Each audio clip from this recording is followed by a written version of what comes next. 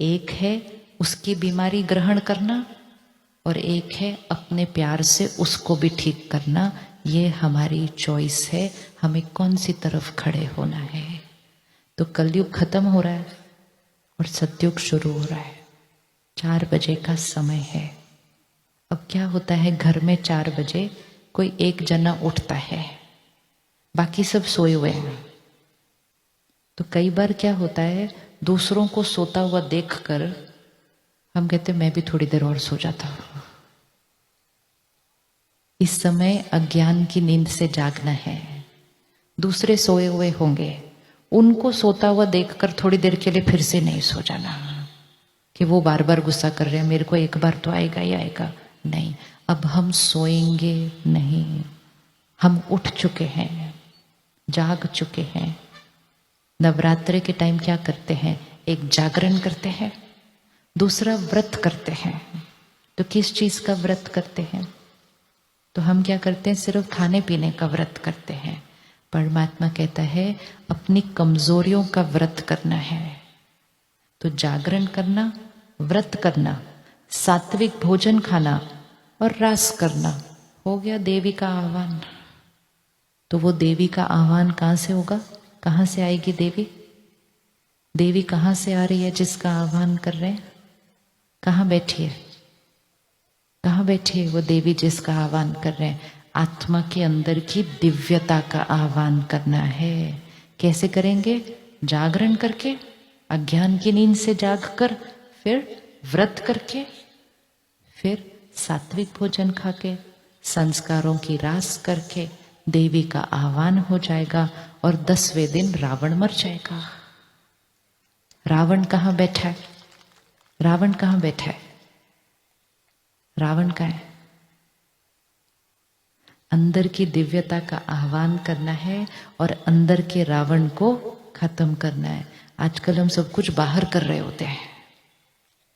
10 सिर वाला रावण, काम, क्रोध, लोभ, मोह, अहंकार, ईर्ष्या, द्वेष, आलस्य, नफरत, ये 10 सिर वाले रावण को जब खत्म करते हैं 9 दिन देवी का आह्वान करके, तो थोड़े दिन में सृष्टि पर दिवाली आ जाती है, सत्युग आ जाएगा। ये हम सबके जीवन का यादगार है। दिव्यता लाई, रावण खत्म किया, सृष्टि पर राम राज्य आ गया। तो ये दिवाली हमको लानी है, एक दिन में नहीं, हर रोज लेकर आनी है। तो उसके लिए कितना इजी है, कौन सा व्रत करें? आज कोई एक व्रत करते हैं, एक एक करके व्रत करेंगे। कौन सा व्रत करें आज? आप बताओ, गुस्सा नहीं करेंगे।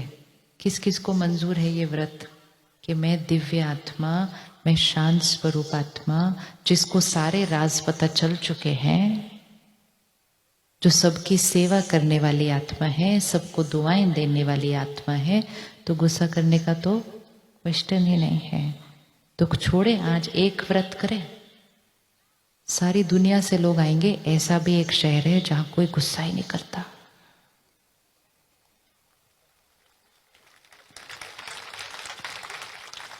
रुकेंगे तो जाके देखना पड़ेगा। लोग दूर दूर से आते हैं मंदिर देखने, चैतन्य देवी देवताओं को देखने को आएंगे ना। ऐसे 16 कला संपन्न दिव्य आत्माएं हैं। सिर्फ मंदिर में मूर्ति को क्यों देखेंगे? चैतन्य दिव्यता को देखना है। ये डिविनिटी इमर्ज्ड।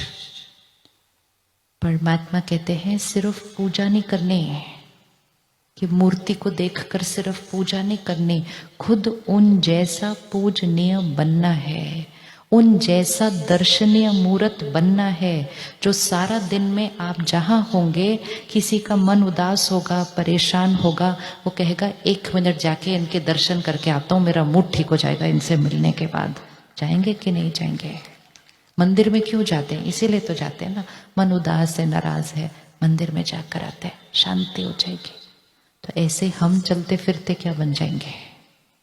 जो कभी गुस्सा नहीं करेगा, जो चित्त को साफ रखेगा, जो सबको दुआएं देगा, उसका आभा मंडल कौन से रंग का हो जाएगा? उसका आभा मंडल कौन से रंग का हो जाएगा? वाइट हो जाएगा ना। और वो वाइट आभा मंडल ही सृष्टि पर सतयुग लेकर आएगा। तो हम रेडी? तो एक तो आज हम गुस्सा नहीं करेंगे आज से।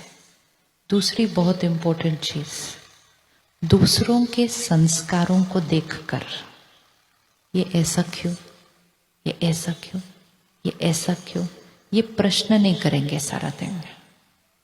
परमात्मा कहते हैं जिनका चित्त प्रश्न चित्त होता है, प्रश्न करता है बहुत दूसरों के संस्कारों को देखकर, वो चित्त प्रसन्न चित्त नहीं रह सकता, क्योंकि वो प्रश्न चित्त रहता है।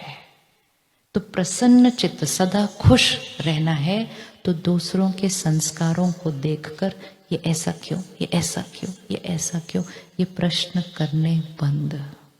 किसी के अंदर कुछ दिखेगा उसको अपने चित्त पर ग्रहण नहीं करना, उसका संस्कार उस तक ही रहने देना। सोच सोच के उसके संस्कार को अपने चित्त पर नहीं पकड़ लेना।